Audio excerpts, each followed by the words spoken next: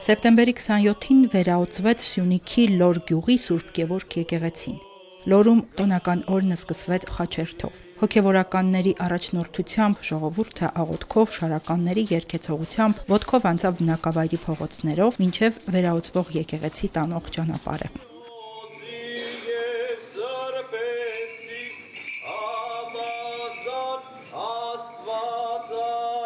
Օծման արարողությունը կատարեց Սյունյաց թեմի առաջնորդ Մակար եպիսկոպոս Հակոբյանը թեմի հոգևոր դասի մասնակցությամբ։ Սրբազան հայրն օծեց եկեղեցու Սուրբ Սեղանը, Մկրտության ավազանը, սյուները։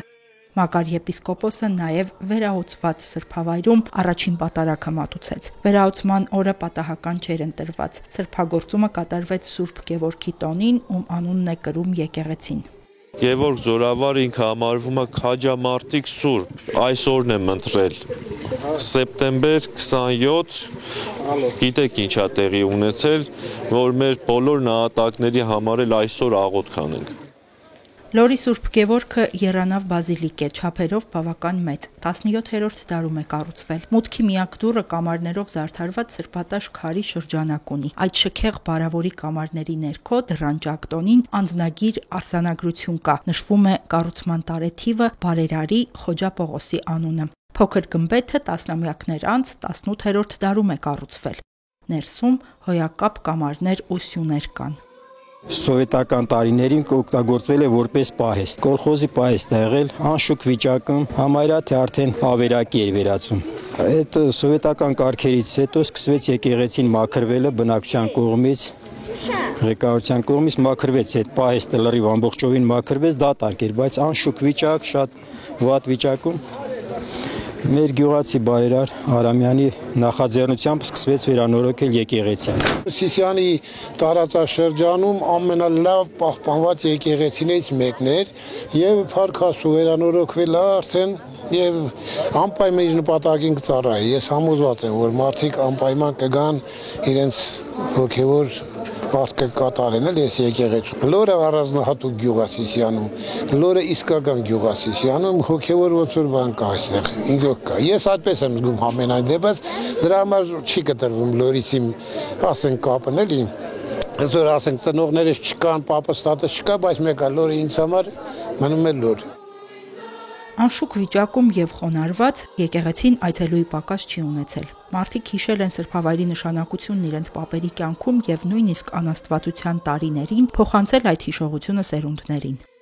Թյուր կարծիք կա, որ մենք զանգեզուրցիներս կրոնից հեռու ենք, բայց լինելով այստեղ ես կարող եմ փաստել հակառակը, որ հակառակ։ Այստեղ հենց Աստծո մեծ զորությունը կա։ Տեսեք, դեռևս 5-րդ դարից եկած, հա, մենք եկեղեցիներ ունենք, սրբատեղիներ ունենք, անգամ գյուղի ծայրամասերում կան արդեն իսկ կիսախարխուլ վիճակում գտնվող եկեղեցիներ ու սրբավայրեր, որտեղ երիտասարդները, աշակերտները հաճույքով են գնում ու յուրաքանչյուր հյուրի առաջարկում են լինել նաև փոքրիկ խաչում, որի գմբեթը գրեթե չի երևում։ Այսինքն իսկապես այո, այստեղ կա եկեղեցուն մոտ լինելու, Աստծու մոտ լինելու հավատն առ Աստված այստեղ մեծ է։ Վերաուծվելուց առաջ եկեղեցին նորոգվել է։ Բարերարը Լոր գյուղի բնակիչ Միքայել Արամյանն է։ Ես հիշում եմ, թե ինչպես էր հայրս ասում, որ անպատճառ յուրաքանչյուր համայնքում մարդիկ պետք է ունենան իրենց եկեղեցին, ինչու, որովհետև ինչու պետք է դա վերականգնել, որ մարդիկ պետք է կարողանան ունենալ այնտեղ, որտեղ հոգևորի Աստծո հետ կկարողանան հաղորդակցվել։ Բացարձակ նշանակություն չունի, թե որքան է դրա համար մարդկային, տեխնիկական կամ այլ ֆինանսական ռեսուրսներ գնում, շատ կարևոր է այն վերաբերմունքը, որով մարդիկ ովքեր զբաղվում էին եկեղեցու